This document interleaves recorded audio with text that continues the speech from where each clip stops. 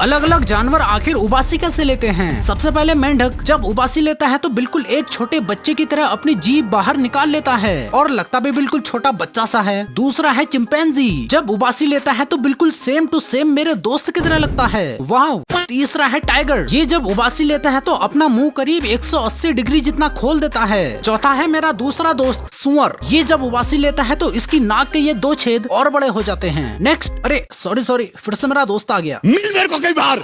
और अब चूहे को भी देख लो। वैसे इस वीडियो को देखते वक्त किस किस को उबासी आई, मुझे वो लाइक एंड सब्सक्राइब करके कमेंट्स में जरूर से बताना।